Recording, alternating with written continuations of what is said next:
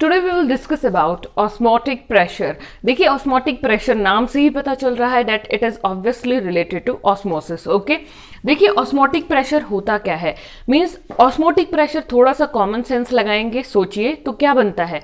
Osmotic pressure means जो osmosis पर लगने वाला प्रेशर है दैट इज ऑस्मोटिक प्रेशर, यही हुआ। लेकिन ऑस्मोटिक पर लगने वाला प्रेशर करेगा क्या, सोचिए ऑस्मोसिस हो रही है और दबाव पड़ रहा है ऑस्मोसिस पर ऊपर से, ठीक है, तो क्या होगा उससे, I have already told you, movement downward होगा, सेमी परमेबल मेम्ब्रेन से पार्टिकल्स ऊपर को नहीं आ पाएंगे, दैट मीन्स हो क्या रहा है इन एक्चुअल टोटल। तो इसमें क्या हो रहा है ऑस्मोटिक प्रेशर में कि ऑस्मोसिस को स्टॉप करने की कोशिश की जा रही है। सो क्या डेफिनेशन हुई, it is the pressure exerted or pressure required to prevent the osmosis.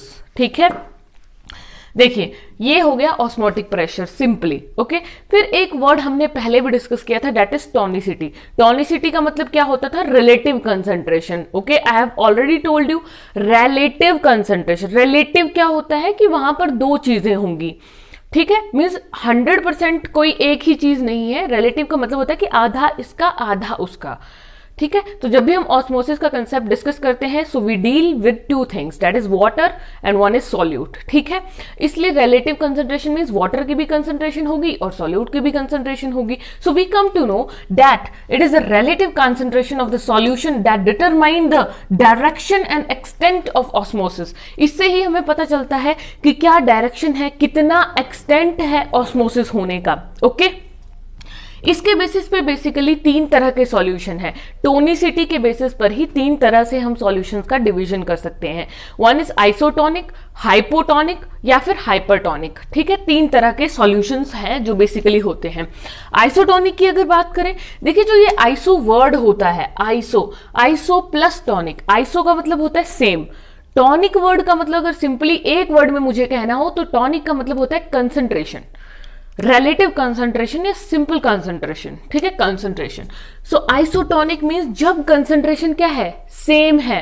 कौन सी कंसंट्रेशन, रिलेटिव कंसंट्रेशन। और रिलेटिव कंसंट्रेशन हमेशा किसकी होती है, रिलेटिव मींस दो चीजों की बात हो रही है, that means concentration of water is equal to concentration of solute. Okay, अगर ये कंसंट्रेशन बराबर होगी दैट मींस क्या, ऑस्मोसिस हो रही है, उधर जितना पानी बाहर है उतना ही सॉल्यूट रहा, कोई चेंज आया ही नहीं। लेकिन मैंने आपको ऑस्मोसिस में हमेशा पढ़ाया था, ओके, रिमेंबर द डायग्राम्स को थोड़ा सा याद कीजिए, तो उसमें क्या था, लेवल राइज कर रहा था। सॉल्यूट वाले हिस्से में क्या हो रहा था, थिसल फनल में पानी एंटर कर रहा था थ्रू सेमी परमेबल मेम्ब्रेन, तो लेवल राइज कर रहा था। लेकिन अगर ऐसा कुछ नहीं होता है, सेम अमाउंट रहेगा, concentration of water is equal to concentration of solute, that means no osmosis. Okay, next second type is hypotonic. देखिए हाइपो, एक होता है आइसो मीन सेम, हाइपो का मतलब होता है कमी, गिरावट आना किसी चीज में, decrease. Okay, so that means hypotonic का मतलब क्या होगा कि जब किसी एक की कंसंट्रेशन ज्यादा है, हाइपोटोनिक। टोनिक वर्ड क्या है, कंसंट्रेटेड के लिए है, दैट मीन्स जब सॉल्यूशन जो सॉल्यूट है उसकी कंसंट्रेशन क्या होगी, कम होगी, हाइपोटोनिक है ना। टॉनिक मतलब कंसंट्रेटेड, और कंसंट्रेटेड वर्ड हमेशा किसके लिए यूज होता है, सॉल्यूट के लिए, और डाइल्यूटेड वर्ड हमेशा वाटर के लिए यूज होता है। सो हाइपोटोनिक मींस कंसंट्रेशन क्या है, कम, और कंसंट्रेशन हमेशा किसकी ज्यादा होती है, यूजुअली जब भी कंसंट्रेशन वर्ड होता है। हाइपोटोनिक मींस सॉल्यूट की कंसंट्रेशन यहाँ पे कम है, ठीक है। तो यहाँ पे यही फॉर्मूला मैंने शॉर्ट में आपको यहाँ पर लिख कर दिया है।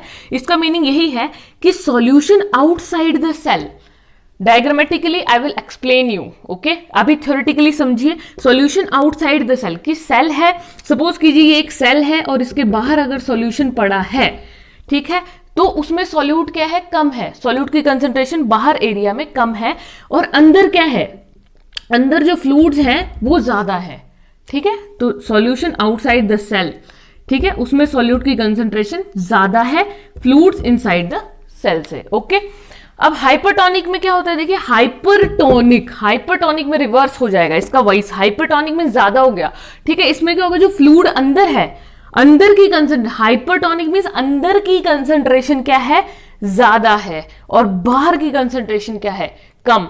तो देखिए फिनोमिना कौन सा टेक प्लेस करेगा, हाइपोटोनिक में endoosmosis will take place and hypertonic में एक्सोस्मोसिस। आप सिर्फ थ्योरेटिकल थोड़ा सा याद रखिए, ठीक है, डायग्राम में हम डिस्कस करते हैं। देखिए अब इसी बात को अगर हम डायग्रामेटिकली समझने की कोशिश करें, ठीक है, जो मैंने अभी आपको बताया डेट आइसोटोनिक, हाइपोटोनिक या हाइपरटोनिक के बारे में, तो देखिए होता क्या है, as I have told you कि आइसोटोनिक में तो सब कुछ सेम रहा, ठीक है, हाइपोटोनिक में क्या बताया था मैंने आपको, एंडोस्मोसिस, हाइपरटोनिक में एक्सोस्मोसिस होती है, ठीक है।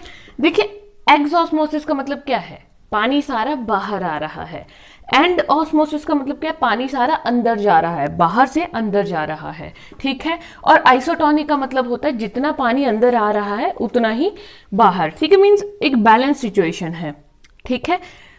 देखिए होता क्या है आइसोटोनिक, सपोज कीजिए हम इसको समझते हैं, let's take the example of human RBCs. जब आपने ह्यूमन आरबीसीज को किसी ऐसे सॉल्यूशन में रखा जहां पे वाटर भी है और सॉल्यूट भी है, ठीक है, तो अब ये डिपेंड करेगा सेल पे कि क्या होगा, ठीक है।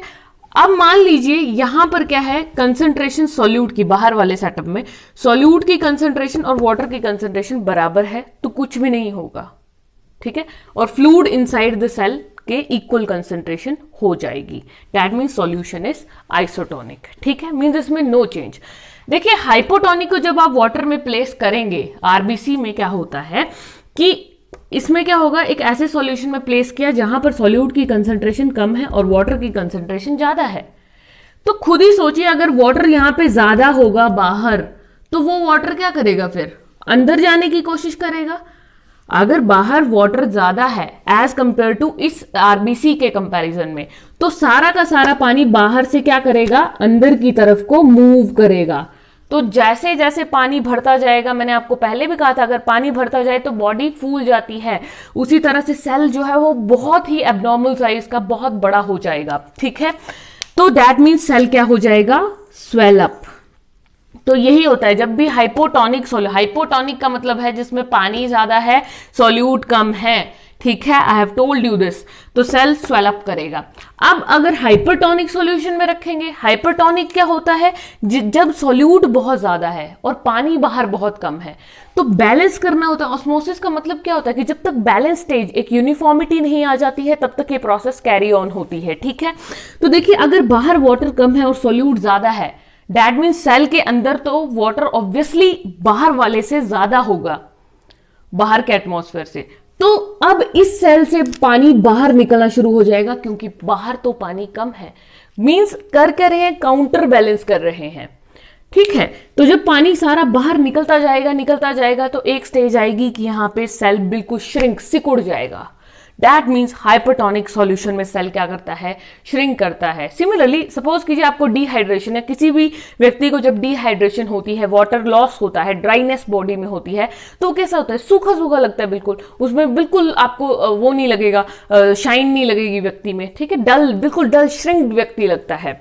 सिमिलरली यहां पे है, ठीक है, जहां कमी है आपको उस कमी को कॉप अप करना है, बाहर कमी है तो बाहर पानी जाएगा, अंदर सेल के अंदर कमी है तो सेल के अंदर पानी जाएगा बाहर से, ठीक है। तो रिमेंबर दिस दैट आइसोटोनिक में सेम है सारा, ठीक है, हाइपोटोनिक में क्या हो रहा है, स्वेल अप, एंड हाइपरटोनिक में सेल जो है वो श्रिंक हो रहा है, आरबीसी।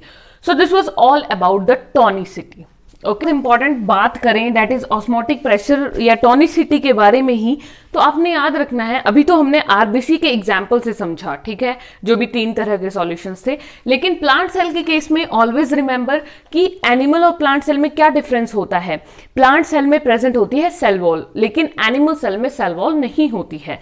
तो देखिए जैसे कि मैंने आपको कहा कि जब आप सेल को क्या करेंगे, हाइपोटोनिक सॉल्यूशन में डालते हैं तो सेल फूलता है, सेल स्वेलअप करता है हाइपोटोनिक सॉल्यूशन में, लेकिन वो था आरबीसी का केस जो मैंने आपको एक्सप्लेन किया था। अगर बात करें इसकी, प्लांट सेल अगर आप जब उसमें ऐड करेंगे ना, वाटर में डालेंगे, ठीक है, तो सेल वॉल क्या करती है कि पानी तो अंदर एंटर करने देगी, बिकॉज सेल वॉल का नेचर कैसा है, फ्रीली परमिएबल है ना, और सेल मेम्ब्रेन क्या है, सेमी परमिएबल है, ये तो फ्रीली परमिएबल है, ये ऑब्वियसली वाटर को अंदर आना तो अलाउ करेगी, लेकिन होगा क्या, देखिए कि ये रेजिस्ट करती है bulging plus protect the inside parts.